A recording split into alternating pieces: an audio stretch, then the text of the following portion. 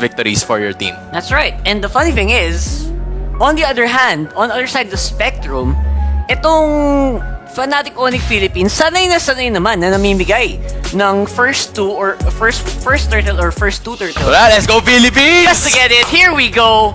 Drafting phase na para sa game number 1. Is the final pick ngayon para sa Fnatic Onyx Philippines. It's gonna be matching up kontra kay Aran with the Hilda. So rotations are gonna be really crucial in this matchup. The rematch, the faded rematch begins. The Filipino and Indonesian faithfuls ay matagal nang hinihintay ang laban na to. But now, we start the engagement. Casters, pasok. Pilipinas! Sabi nila yung Novaria nagbabalik. Kanina nakakita tayo ng Kadita and this time the Novaria making its entrance sa first game. At pati na rin of course yung response dito ng Fnatic Onyx na naglabas ng CC against a very tight XP lane matchup. No? Kung titignan natin yung banning phase kanina, medyo naipit si Kirk. Okay, may ipit talaga naganap doon. And for me naman, no, para sa Fnatic Onyx Philippines, ramdam nila na kahit saan naman natin ilagay itong show, okay lang eh. Pero ang kinonsidera nila dito, yung laning na kayang tumapat. No, kasi ngayon parang iba na ang nagiging rotation eh. Di ba parang napapansin natin sa Team Liquid, yung mid lane nila, dapat ay pumupunta na sa XP lane. At doon na nga ata nagsisimula at bumabalik lang sa regular na programming kapag dumating na yung unang pagong. Pero sa ngayon hindi pa natin nakikita yung real effects niyan. Si Aran ata ay bibigyan. Ako, pinupuruan siya dito. Nagamit na rin kagad yung Revitalize. So may magandang ideya dito ang Fnatic Onyx Philippines. Pero kasi hindi pipigil tong si Widdy at saka si Aran eh. Ano? Itutuloy pa rin nila. Fabian going in for that retribution steal pero hindi ata makukuha ni King Kong yung dalawa.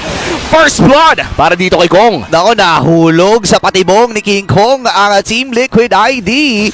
Nakadalawa kaagad siya dun, medyo mahirap ito pagka early game nakakakuha yung jungle eh, no? Oo, mas lalo na kapag kay King Kong na sinubukan ni Fabian with the retribution na agawin yung purple buff. In fact, akala ko nga naagaw niya pero hindi naman palay! Oh my gosh, killing spree na kaagad dito si King Kong. Hindi pa tayo umiinit eh. Hindi pa umiinit yung kinauupuan natin. Kumukulo na agad yung laro eh. Magdadalawang minuto pa lang, men. Malamig pa yung malamig pa yung boses natin eh. Grabe to. Pero nice one, nice one. Nice one.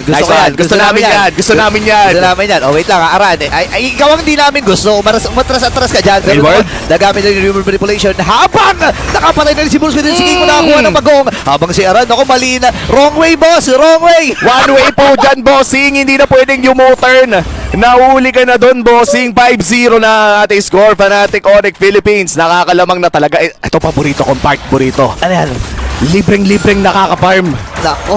Ang gold standard. Yun, isa pa yan, men. Isa sa mga tumatak din na hero ni Kelra. Itong Beatrix na hawak-hawak niya. Kung titingnan natin dun sa minimap, lugi eh. Nalulugi si Aaron Shiki dito at hindi na rin makadikit doon sa linya niya against Kelra. Biruin mo naman, binapato ka ng rocket launcher, Brusco. Oh my God. Grabe naman yun, binibait out lang niya. Pero ngayon nawala ng pantusok dito si Aaron Shiki. Kailangan na niya umuwi. Alam mo, medyo matagal na ako nang huling nakakita ng, alam mo yun, 2 minuto pa lang nakatatlong kill na kagad yung isang alpha. Alpha to ha, hindi to summon na kunyari mga Ling or kung ano man na assassin.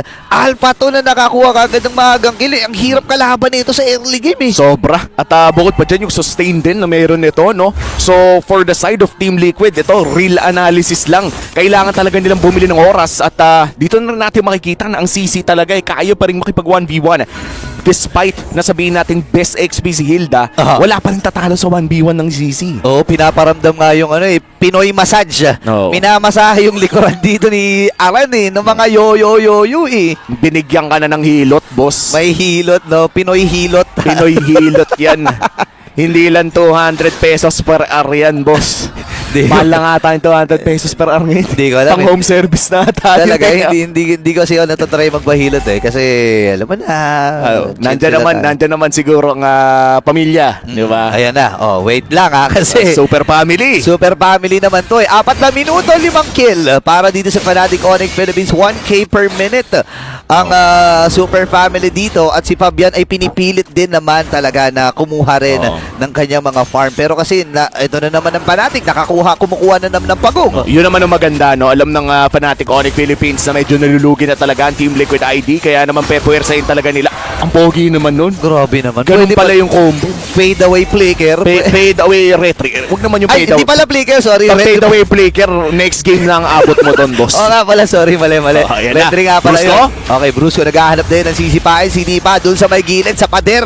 Pero naisalba din naman siya dito ni Ayun. Freddy. At si Aaron Shiki namatay din with the preparation. Habang nakasalubong din si Kingong dito, inaantay niya yung cooldown nung kanyang Spear of Alpha. Pero malaya din ang pag-cut ni Kelra dito sa ibaba. Para bang ayaw paglaruin ng Team Liquid? Ayaw talagang paglaruin ng Team Liquid, par. Nakita mo yun, dinelay niya yung real world manipulation para lang siguraduhin na nakapag-dash na si Yeskel. Kailangan ng lumangoy sa mga pader. Mukhang mahanap naman ng suyo yung Cho, pero aambahan din lang ni Brusco at nilabas na nga ang tatak ng magaling mag-Cho. Ang hirap Yung talaga. amba-amba jutsu. Oo nga, yung parang nag-stutter step, di ba? Oo, yung starter step. Ibang klase talaga. Sa MPL Philippines pa lang, ito pinag-uusapan natin off-cam to Umi. Isa talaga sa pinakamagagaling sa henerasyon ngayon Oo. sa pagdating sa Cho ay itong si Brusco eh. Kumbaga parang kinailangan bumalik ni Yawi para may katapat. At ayan na, may kasama pang recall. Naku, natapatan din, Spear of Alpha! Naku po! Hindi rin nakapindot ng kung ano man itong si Aran. Ngayon, sasalubong din si Brusco. Wala naman siya sipa dito, pero yung idea lang na hindi naman ginagwardyahan. Ano, yun naman pala, bossing. Oh my gosh. Papasok lang para lang tumayo. Oo. Ibang klase si Brusco dito. Actually, kung titingnan mo nga in terms of level halos kasi level lang niya dito si Aaron Shiki tsaka si Aran. And si Kirk ngayon, ito na yung mga pakidlat jutsu, men. Nilabas na yung mga kidlat ng Fnatic Onyx. Another real-world manipulation dito in the mid lane. At mukhang pampoke lamang ito at mananakaw na naman ang purple buff ng Team Liquid ID. Game 1 pa lamang po, mas mataas yung gold lead kesa sa minutes spent sa laro na to, tol. 8k gold lead, 6 minutes in. Ibig sabihin, kumikita sila ng 1,500 gold per minute. Ay, grabe. Compared to their Hindi ko alam kung tama yung math ko, pero alam nyo naman yung punto. Grabe naman yun, no? Akala ko ML lang, may mat pa pala to. Ito, Oo, lalaki pa. Ay, yan. Naagaw. Sige, may At least concede. may konting ROI para kay TLID. Oo, may conceal din sila na ginawa dito, ha. Ngayon, nag-aantay ng sisipain. Aaron Shiki, na pin down itong dalawang miyembro from Fnatic Onyx PH, pero matagumpay muli ang pagbasag ng Torres sa may bandang ibaba. At buhay na buhay pa rin ang mga katorihan ng Fnatic dito, ha. Tinaan na sa sa siege power ng isang Beatrix. Talagang makikita mo na spam lang ng rocket launcher, pabira-bira dito sa mga tore. Medyo sumasakit na do si si Aran at si Ezekiel. Medyo kailangan ng iwasan, pero ito naman ang sipa. Di nila may iwasan yung mga jabong beats mula kay Kela Super Prince. Ang makakakuha ng kill na yun, si Kirk. Tingnan mo naman ang Super Family, magkakahawak na kagad ang kamay at gusto na kagad kumatok at sumilip pa doon sa base ng Team Liquid ID. Look at the goal difference. Napakalala. Napakarami. Nag-a-average ng halos 2,000 gold ang lamang sa bawat roll. At bukod pa Wow. dyan, yung mga tore natin, bukod na lamang dun sa may bandang ibaba, pwede pa next game. Pwede pa talaga pwedeng baunin, no? Dalhin muna dun sa sa receiving area nila. Ipa-take out na lang natin. Ipa-take out na. To go po, sir. Opo, pwede po pang game 2 eh. Di ba, men? 10,000 na ang kalamangan.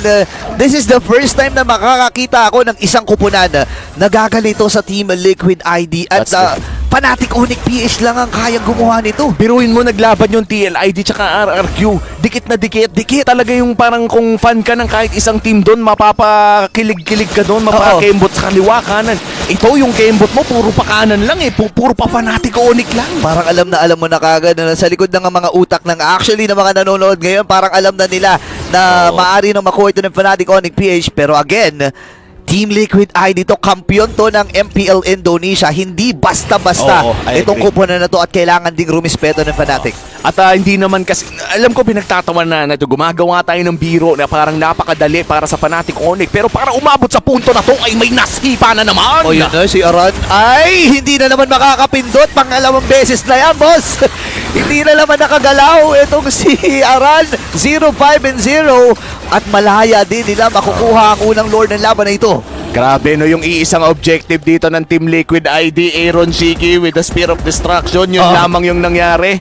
At for Fnatic Onyx, a 12k gold lead, 9 minutes in. This is by far one of the most dominant Wow. Kung last game nakakita tayo ng 19 kills mula kay Innocent, dito naman nakakita tayo ng 12k mula sa Fnatic Onyx. At Grabe. grabing pambubrusco na ang ginagawa ni Brusco dito. Ibang klase, hindi na rin mapakali ang Team Liquid ID kung saan sila pupunta dito at kailangan na lang nilang antayin yung flow ng mga minions na medyo umangat para sa kanila. Ito na naman ang next round. Number 2 na ata ito. Ngayon si Eroshiki na pa-out na nga rin lang at malayo na makuha yung torre na yun. Habang nakasipa din. Ito si Brusco. Ngayon si Aran, ni Boy pa rin nagamit yung revitalize. At si Brusco ay makakatakas din with 10% sa kanyang health. Ngayon transition sila doon sa may bottom lane at talagang may clearing operation dito ang Fnatic Onyx PH. Oo, may clearing operation talaga dahil dalawang nasulit. Bibilang na lang yung mga larobo rito. Oh, no. Na kapag ka First Lord ay nakakakuha ng isang inhibitor. Pero sabi ng Fnatic, anong isa? Kumuha sila ng dalawa, tas mukhang gusto pa nilang tapusin yung laro, par. Parang tatapusin na nga ata nila to. Si Kirk ay binibait lamang itong si Fabian. Ngayon si King Kong tamang wasiwas lang ng kanyang espada dito or ng kanyang spear. And kung titingnan natin, level 40 na pala si King Kong habang level 10 pa lang ito si Fabian. Ngayon, gogo nga ba dito ang Fnatic Onyx PH? Hindi, re-respeto at aatras sila. Kumbaga parang bored na sila dito. Tara, alis na nga tayo dito. Oo, tsaka imaginein mo, men, 4 minutes silang nanatili sa loob ng base ng side. Actually, no, 3 minutes lamang para kunin yung tatlong inhibitor turret na yon at mukhang babalik sila para sa engage. Pinato na ang mga Jabombits dito para si Kirk. King Kong nakapasok sa isa! Sinulubong kagad dito si Ran. Nagamit na kagad yung Vengeance dito ni Kirk. Ngayon naman ay clear wave lang ang nagiging call nila dito. Dire-diretso lamang ang pagdanormal hits dito ni Kera at hindi na nila mapipigilan. What a dominating game para sa Fnatic Onyx PH. Minamasahe pa lang yung Luminous Lord, men. Oh my gosh. Kumbaga binubuo pa lang sa ilalim ng tubig. Tinapos na ng Fnatic Onyx. Wow. 10 minutes 50 seconds par. 0 deaths ang Fnatic Onyx. Oh my gosh, kung ikaw ang Team Liquid dito, medyo mabigat ito sa kalooban mo kasi ako, sasabihin ko kung bilang player okay lang matalo, normal lang man ang matalo, pero yung matalo ka ng ganito, 15k gold lead,